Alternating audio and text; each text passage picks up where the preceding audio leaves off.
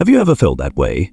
That haunting feeling of watching the people who once loved you, friends, family, even co-workers, slowly turn cold and distant, not because you did anything wrong, but because someone has been whispering lies about you. It always starts subtly, a concerned conversation, a message filled with hidden implications, a trembling voice saying, "I hate to say this, but you need to know the truth about them."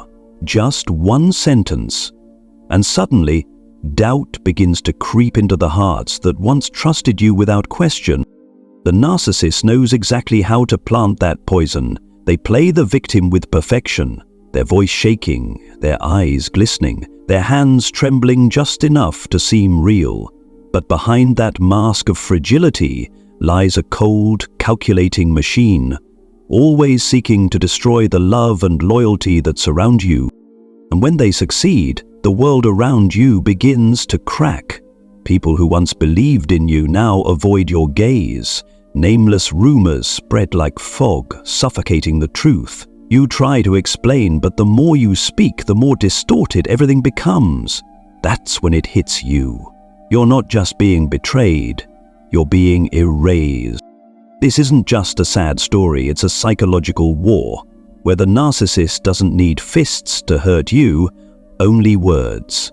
A carefully constructed smear campaign designed to isolate you, make you question your reality, and convince you that you're the problem. But you're not crazy. You're living inside a story someone else has rewritten to protect their mask.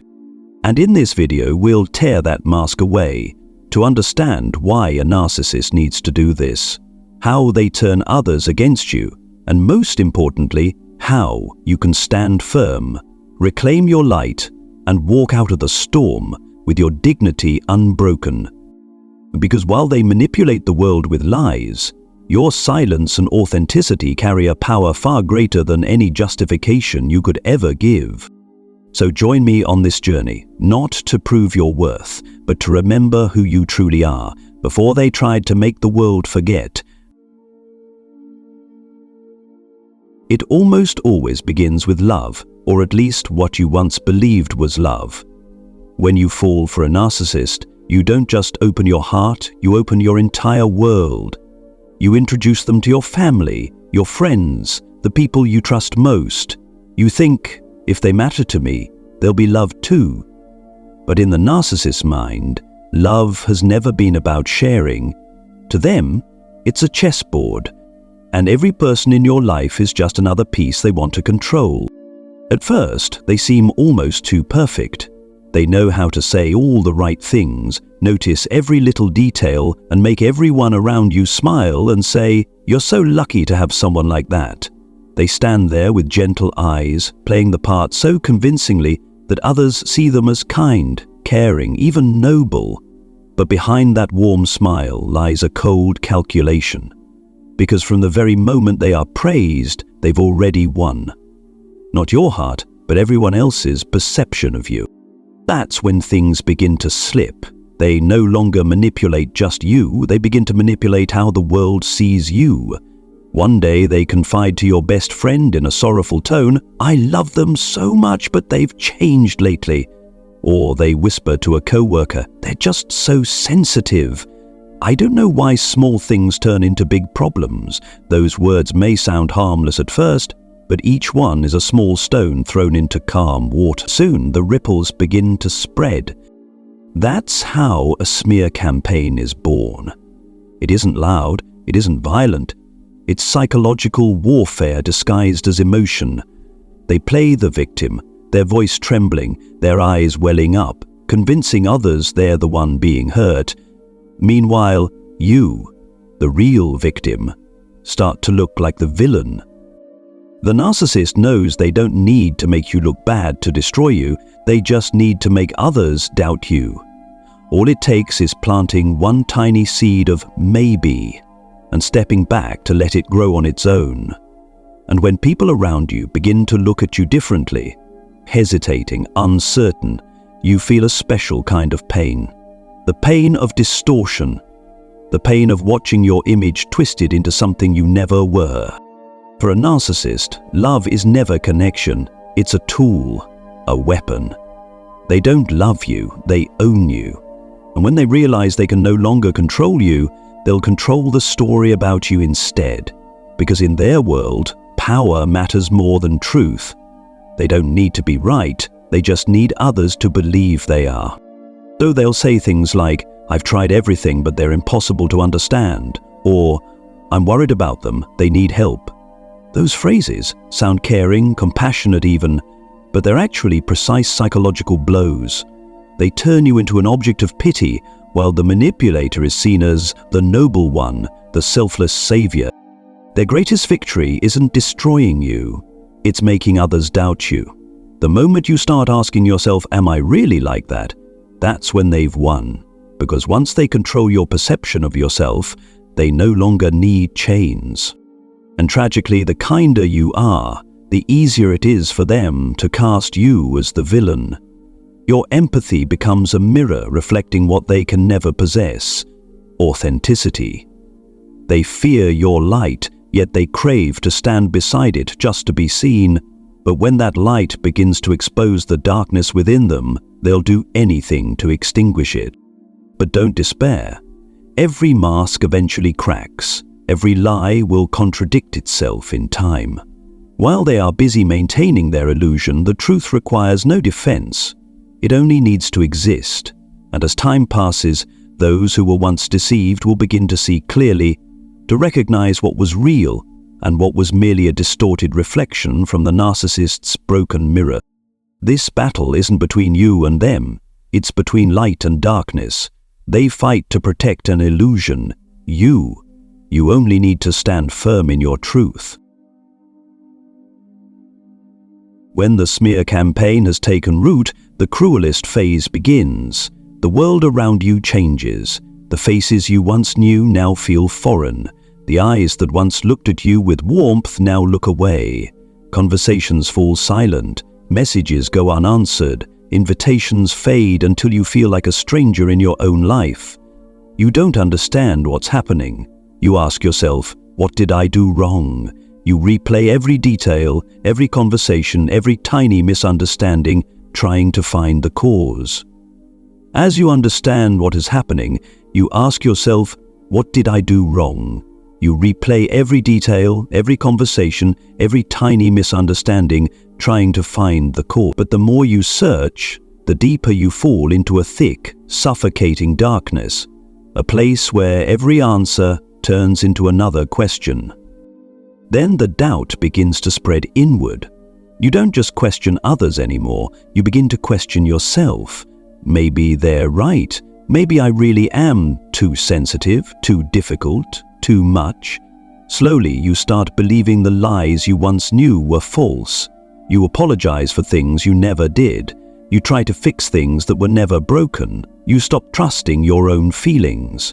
That's how gaslighting kills your spirit, not through violence, but through the slow erosion of self-trust.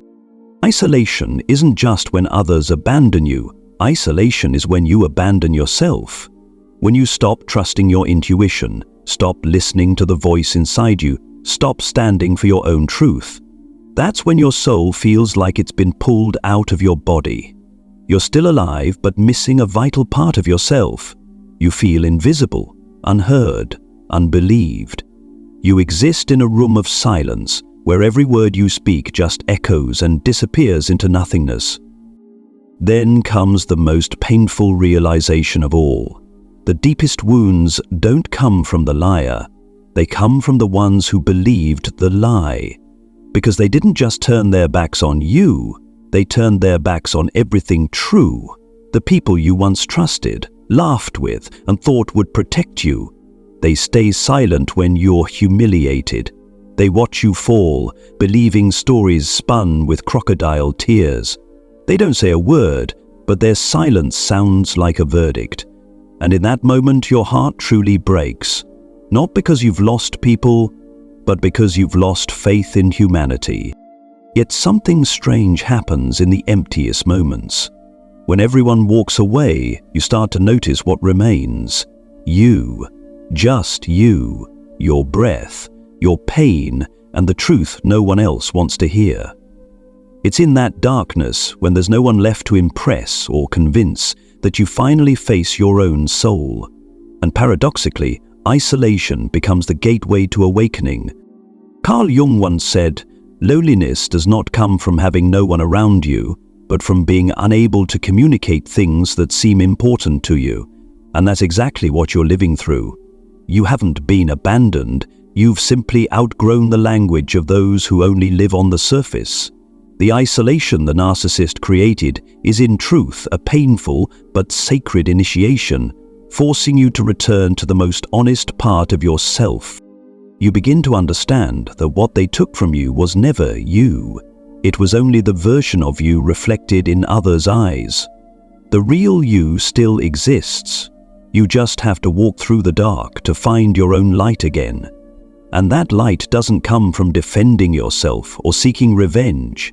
It comes from stillness, from choosing dignity, from refusing to play their game, from believing the truth doesn't need to scream to be heard. This pain isn't the end, it's purification. The ones who left were never truly with you. The ones who believed the lies were only acting from their own fear. And the ones who stayed silent were merely mirroring the weakness you once protected in them. Don't try to pull them back. Let them go. Solitude is not a punishment.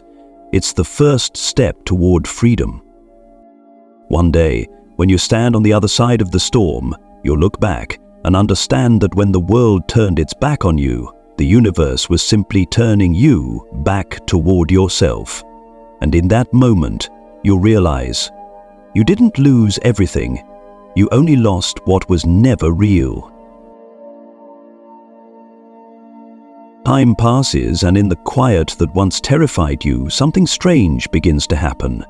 Not a dramatic awakening, but small, honest moments, like waking up one morning and realizing your heart doesn't ache quite as much as it did yesterday, or walking past a place that once reminded you of them and feeling the sadness soften. It doesn't disappear, but it becomes gentler, as if it has learned how to breathe with you. Amid that silence, the truth begins to rise, slowly, quietly, but unmistakably. No one says a word, yet you can feel something shifting. The lies the narcissist once planted no longer echo as they used to. They start losing their power. You no longer believe them. And when you stop believing their words, the story they built around you begins to crumble on its own.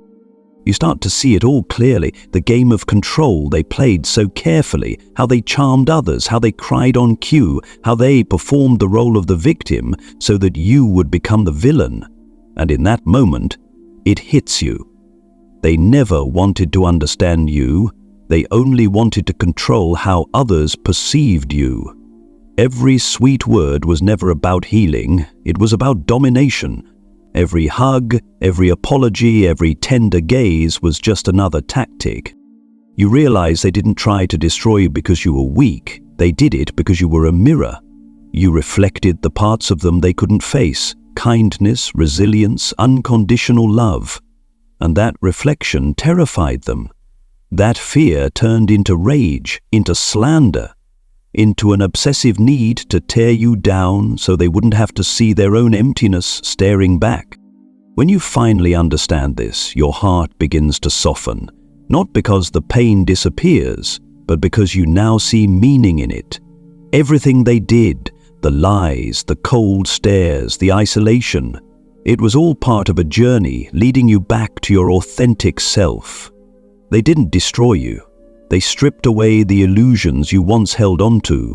One day, you'll walk past a mirror and stop. Not to check your appearance, but to meet your own eyes. You'll notice that the person staring back is different, quieter, slower, maybe a little tired, but with eyes that shine brighter. In that reflection, you're no longer searching for someone else to prove your worth, because now you believe it, without needing anyone's permission. Truth doesn't arrive with a bang, it comes quietly in subtle moments. When you stop defending yourself, when you stop needing to be understood, when you choose silence because you finally know that what's true doesn't need to shout. Lies will always contradict themselves, and when they do, the truth will rise on its own, without you saying a word. Then one day, someone who once turned away from you will look at you differently, not with pride or guilt, but with the quiet, uncertain eyes of someone waking from a dream. They might whisper, "I heard a lot of things, but I think I was wrong." You'll smile, not because you've been vindicated, but because you no longer need to be.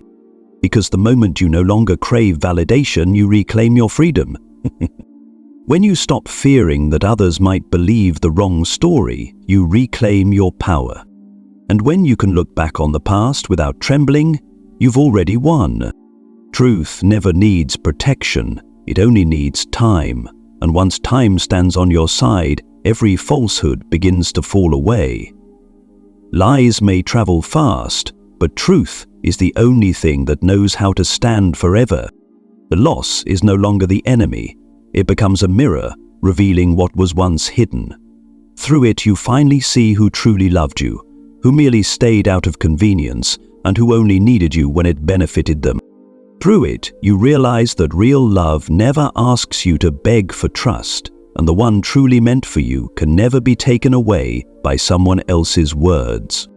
When truth is finally seen, there's nothing left to explain.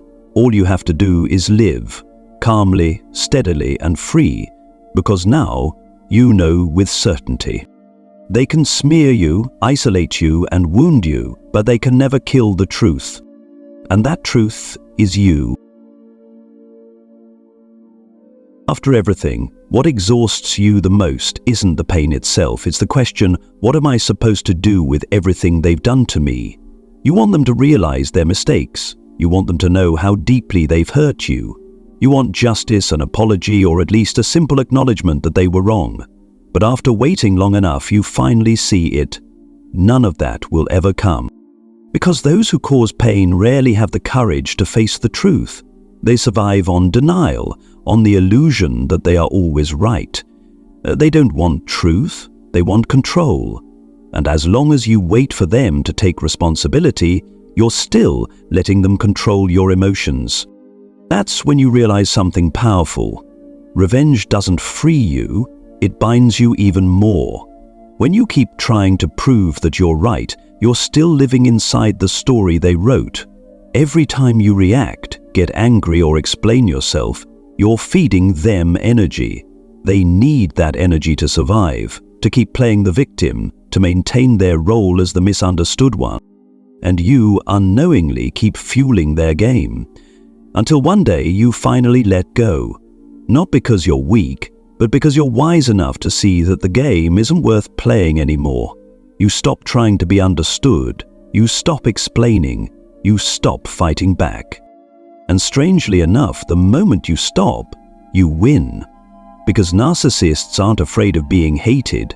They're terrified of being forgotten.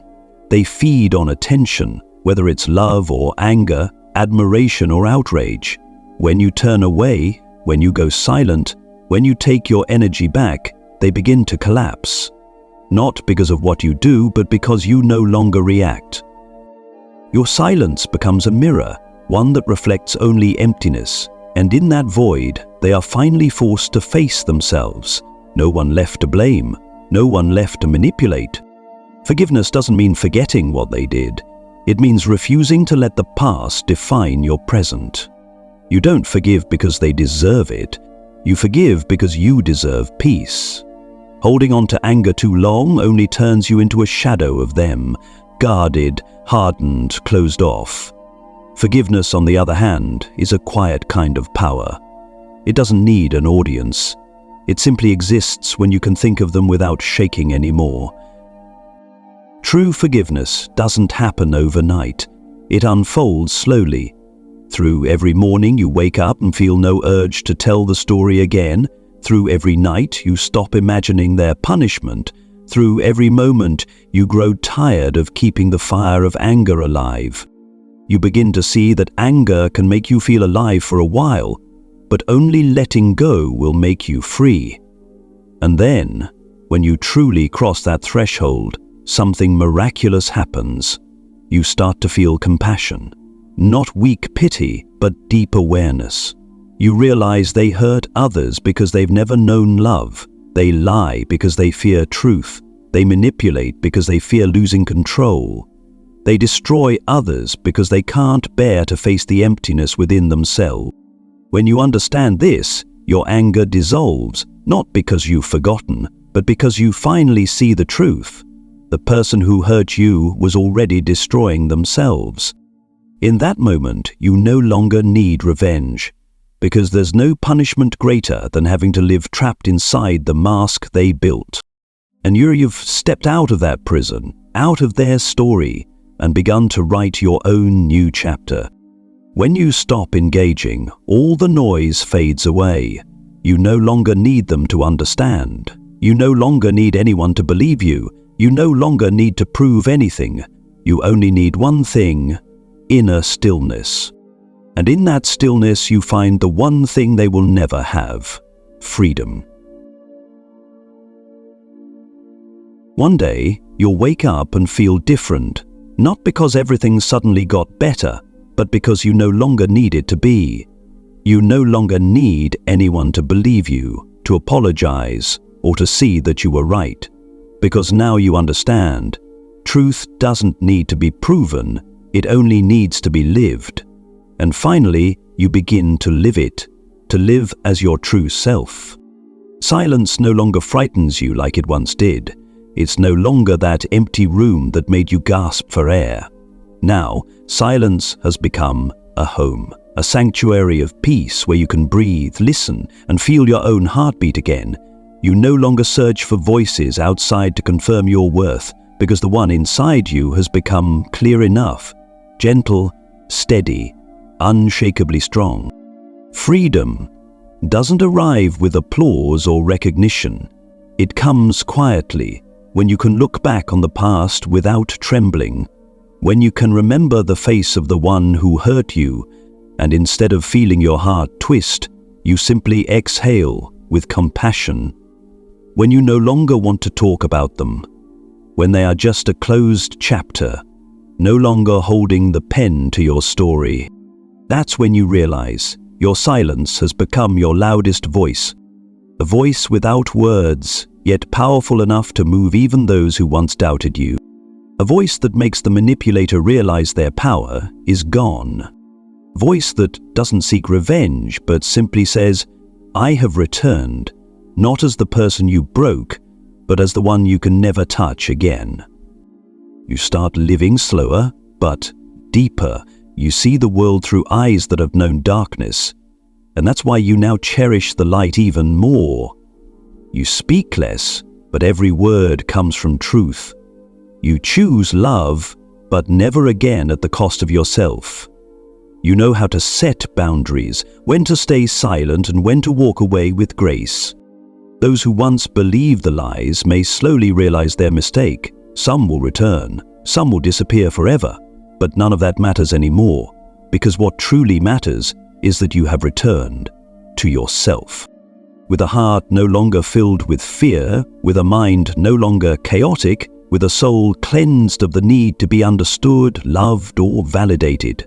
You now see that every loss was part of your return, because if they hadn't betrayed you, you would never have learned to trust your intuition. If they hadn't hurt you, you would never have discovered the limits of your compassion.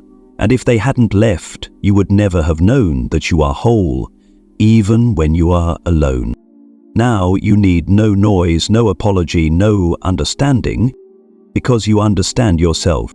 You don't need justice from others. You've found balance within your own soul. You don't need love to feel complete, because you've become that love itself. And in that moment, standing still in your silence, peaceful and free, you finally realize they may have smeared you, isolated you, or made you fall, but they could never kill the light within you. That light has been yours all along. You just forgot it amid the noise.